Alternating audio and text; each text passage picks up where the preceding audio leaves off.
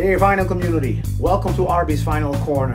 I am so excited because this week saw the release of a very highly anticipated box set. And that box set is Iron Maiden's complete album collection, 1990-2015.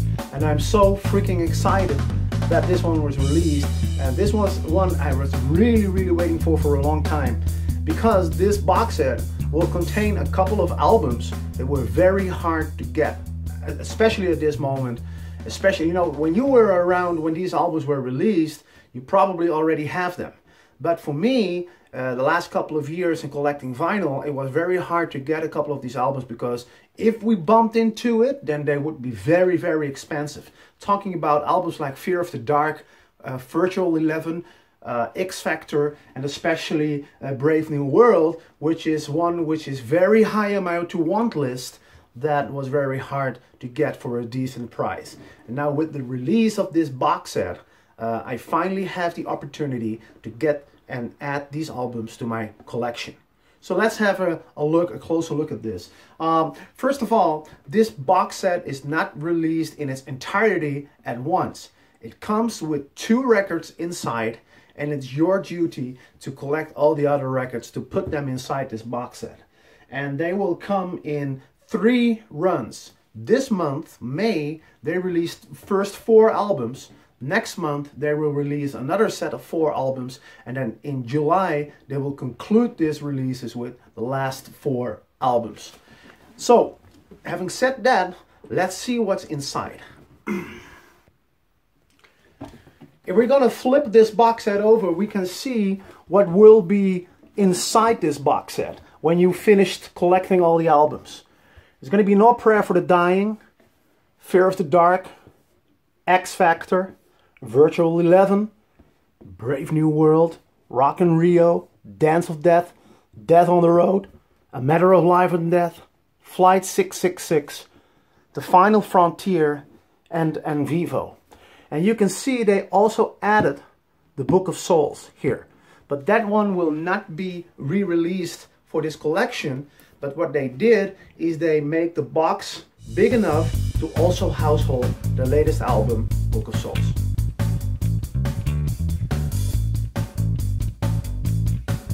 So this video would literally be a wordless pile of shit if I didn't show you the first 4 albums that came with the box.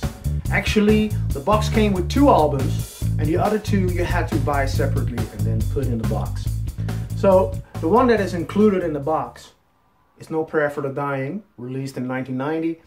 And I'm very happy that they actually used the original artwork for this album, because as you might remember, in the early 2000s, they did a re-release of all these Iron Maiden albums on CD, and they changed this cover because they thought that it was a little bit too violent. Can you believe that? Too violent? I mean, come on, it's Iron Maiden, it's a heavy metal band, you know.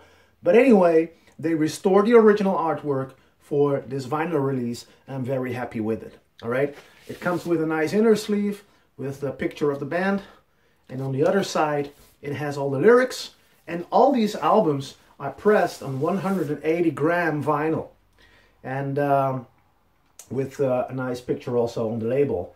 And as you probably all know, is that Parlophone has all the rights now for releasing Iron Maiden. So all these are re-released on Parlophone and not on EMI anymore. So this is the first one that came with the box. It's a decent album. It's not the best, but it has a couple of nice songs on this. The ones I particularly really like is the title track, No Prayer for the Dying. Public Enema #1 has always been one of my favorites from this record. And also, I like Mother Russia. This album was released in the same year as Bruce Dickinson's solo album. And maybe it's me, but I think Bruce Dickinson sounds awesome on his solo album and even more motivated than he did on this one. Nevertheless, I'm really happy finally to be able to add this to my vinyl collection. No Prayer for the Dying. Alright. Now, the other one that was inside the box is Fear of the Dark. Also, I am absolutely 100% super excited that I have this on vinyl, because I looked for it a little bit a while ago, but It was just the copies I bumped into were way too expensive to justify buying it. So I didn't, and well, you know, instead settled for the CD. But now, finally, for a very, very decent price, I was able to add this to the collection through this wonderful box set. Flip side, all right, all the track listing. Again, not Iron Maiden's best. I think they did far better albums. Brave New World, for example, would be far more superior than this one. But it also has a couple of nice songs. Be Quick Or Be Dead, really pumping opener for this album. I like Afraid to Shoot Strangers, very much love it. Of course, we have Fear of the Dark, which is a great song, which is a classic Iron Maiden song. They never skip that on their concerts also. Nice ballad, Wasting Love. But a lot of those tunes on this album are very easy to forget also. It's not really their best work. What I think, what happened is, back in the early 90s, when No Prayer for the Dying was released, vinyl was still a very common thing to buy, and CDs were just, you know, really expensive, and not everybody bought CDs at that point. But as the 90s started to progress, the vinyl started going to the background and CDs becoming more common.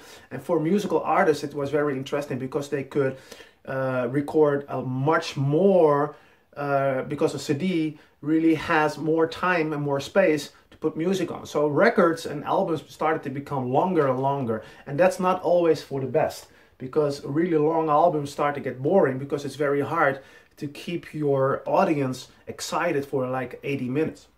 So in my opinion, the shorter albums are most of the time more dynamic and much more fun to listen to. Nevertheless, I'm very happy to have this. I'm going to show you the inside. All right, so the lyrics are here and some pictures, and it doesn't have inner sleeves. It just comes with plain black inner sleeves. Then there you have the label. All right, it's the same on both records. That's Fear of the Dark. So these two albums, these two were included when you buy that box set, and then the other two that are released simultaneously are The X Factor, which was released in 1995. This was the first album Iron Maiden released after Bruce Dickinson's departure.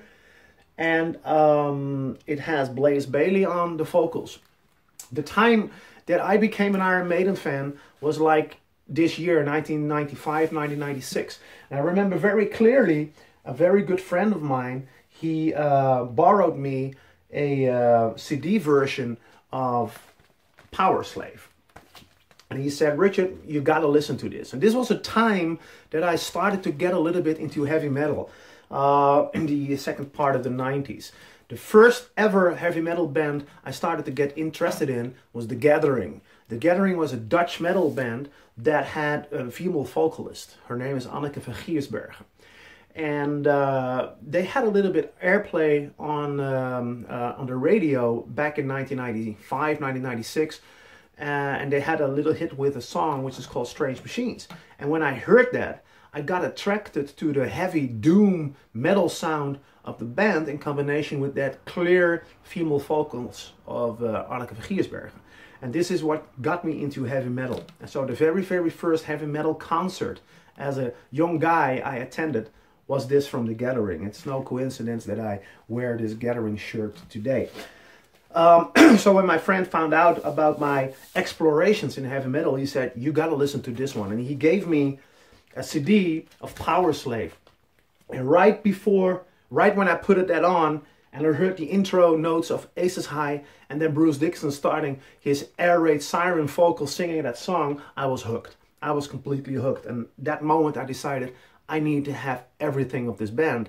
And from the first money that I deserved from my job, I bought the double CD Best of the Beast, which was just released at that time. And so I became an Iron Maiden fan when Bayley actually was the singer. So here you go. This is the first album with Blaze. And really, it's not a bad album. Again, it suffers from the length of the album. I think if they would have left out a couple of songs, that it would be much more dynamic. but now it just goes on and on and on. But some great classic tunes. I love Sign of the Cross. The opening of this, it's dark, but and his dark focus of Blaze really suits the song, and I think it's an awesome, awesome song. I loved it when Bruce Dickinson sang it when he returned to Iron Maiden, but I also really love Blaze's verses. Lord of the Flies, great song. Man on the Edge. I mean, Man on the Edge it's such a powerful song. So a couple of great songs from this one as well. I love The Edge of Darkness also, but overall it's a much darker Iron Maiden album. But on the other hand, this is actually also a very critical album in their career, because a lot of what they sound like today started here. They started to progress a little bit more into the sound that we know from Iron Maiden today. Flip side, look at that electric chair. You gotta love it, right? That stuff. And look at this. And then they called the cover of No Prayer for the Dying too violent. Look at Eddie sitting in the electric chair. This is a pretty freaky album cover. Plain white polyback inner sleeves with Eddie on the label and also on the other side. There you go. And then also this comes with a sort of poster, and when you fold this poster, when you fold it, or I have to say unfold it, then you will have all the lyrics, band picture, and also on the other side band pictures as well from all the individual members at that point of Iron Maiden's career. So there you go. And that's the X Factor. And then the final one that was released this month is Virtual 11. And again, when I became an Iron Maiden fan, Bayley was the singer at that point. So I grew up with Iron Maiden in Blaze's era. And of course, you know, Blaze wasn't the right replacement for Bruce Dickinson to sing all the older songs. I mean, his voice, Blaze has a baritone voice, and Bruce Dickinson has a much higher voice. So those old songs that suited Bruce Dickinson did not really suit Blaze Bayley. But the new stuff they came up with, which was specifically written for Blaze's voice, actually it's not so bad. Album is a little bit shorter than the other ones. It's only 8 songs. So I love the flow of this a little bit more. Although I have to say The Angel and the Gambler, that's whatever. But some of the highlights, Future Real is a very flashy and fast-paced, nice opener. I love the song The Clansmen, which is really a classic Iron Maiden song. And